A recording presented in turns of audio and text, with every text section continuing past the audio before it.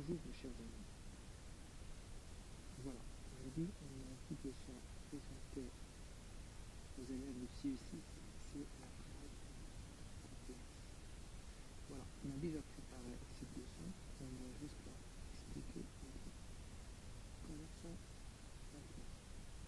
Donc,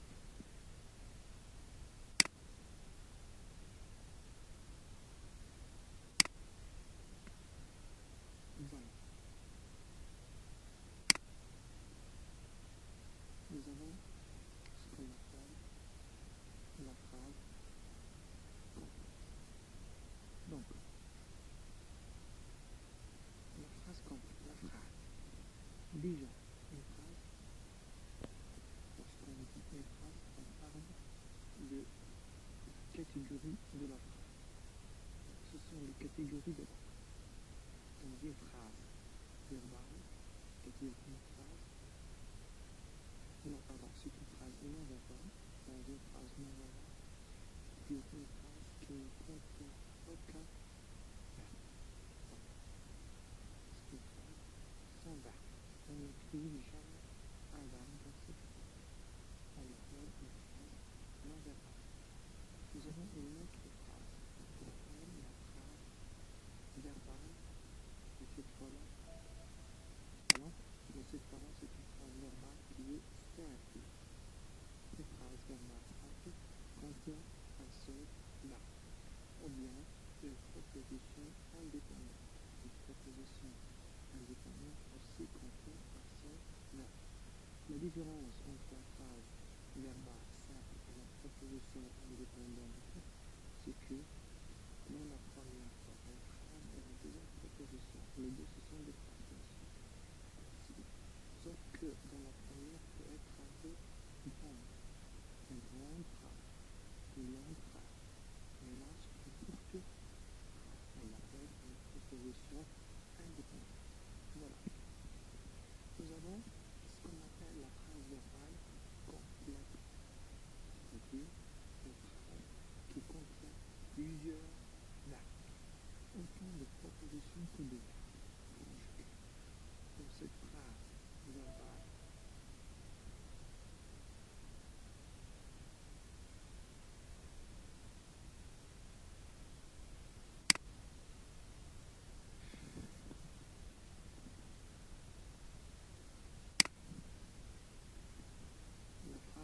complète contient autant de verbes et autant de propositions. Dans une phrase verbale complète, elle contient plusieurs propositions. Deux propositions répliques. On l'appelle une phrase verbale complète, c'est-à-dire complète, contient plusieurs verbes, plusieurs compléments, et l'essentiel c'est que son contenu est toujours complet. Voilà.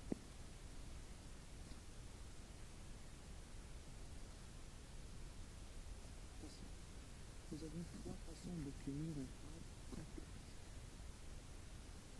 Nous avons la première façon, c'est la juxtaposition. Lorsqu'on entend la juxtaposition, c'est le fait de lier deux propositions. C'est le fait de lier deux propositions avec un signe faible de ponctuation, soit virgule, soit deux points, soit point, virgule. C'est la façon la plus simple.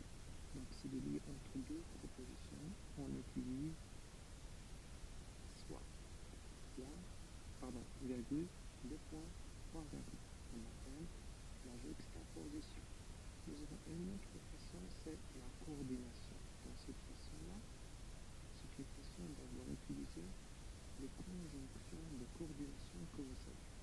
Eh bien, quelques autres adverbes de liaison. Par exemple, les propositions sont reliées par une conjonction de coordination. Vous avez mais, ou, et, donc, or, le, car. Ce sont les conjonctions de coordination que vous connaissez. C'est vrai. Ou un adverbe de liaison. Puis, cependant, ainsi.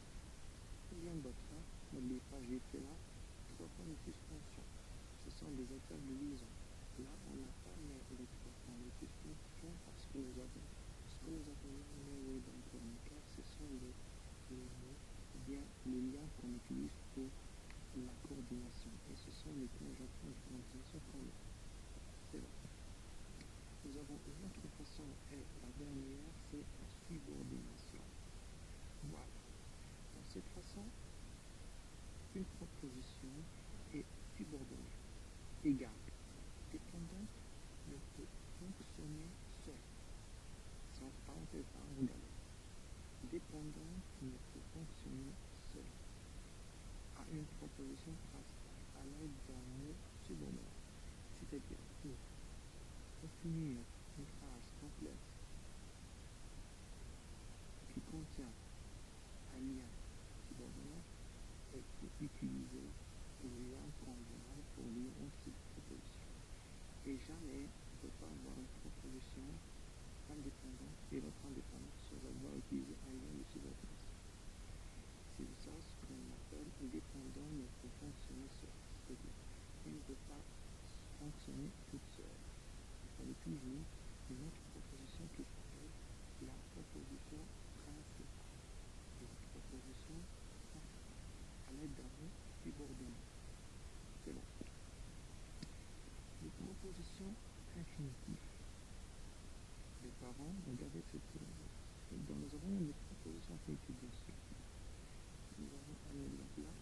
Les parents n'entendent pas les enfants se disputer. Les parents n'entendent pas les enfants se disputer.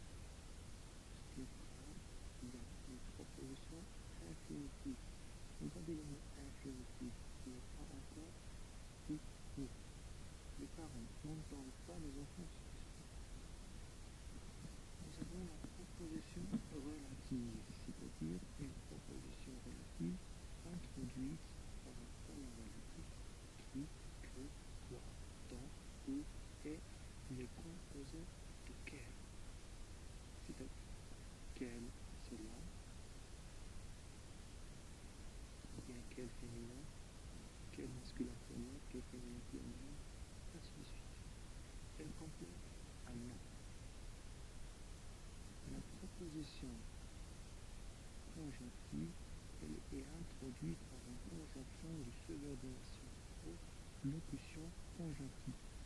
Que, parce que, si, quand, puisque, vu que, ainsi de suite. Et complète un acte ou la phrase dans sa globalité. Donc, dans ce cas-là, dans le cas de la proposition conjonctive, c'est toujours introduit par un pronom relatif.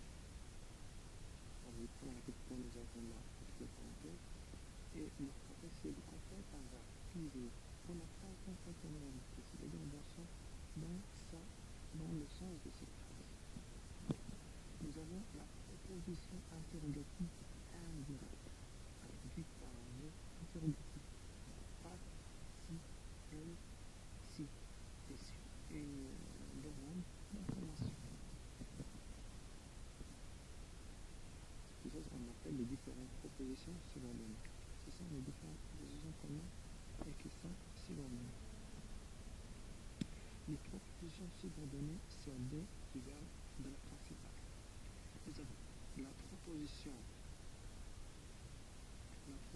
subordonnée conjonctive conclusive. Je sentais bien qu'aucun de ces noms lui suffisait. Nous avons la proposition subordonnée interrogative indirecte.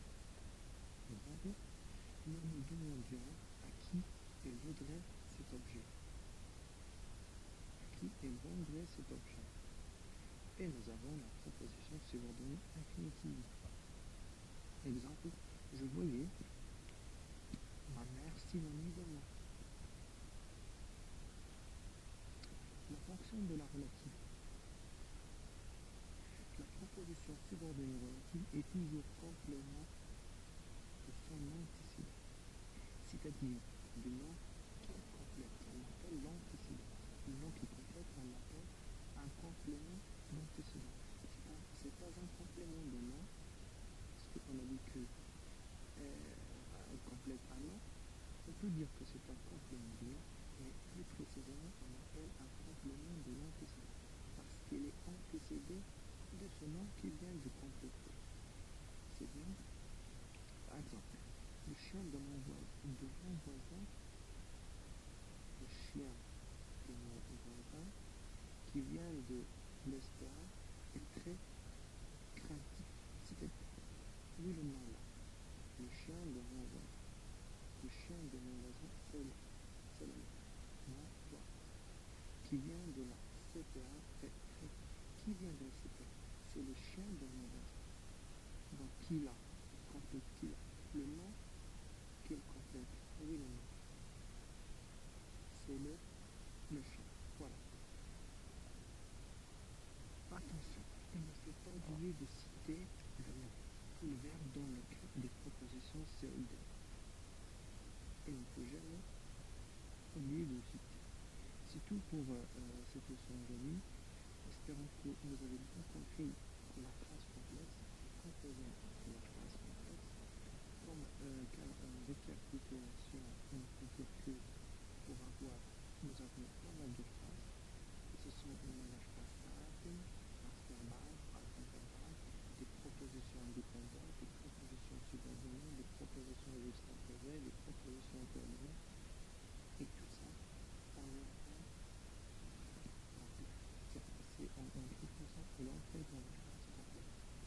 Merci pour votre attention. N'hésitez pas d'avoir abonné dans notre chaîne YouTube. Apprendre ensemble.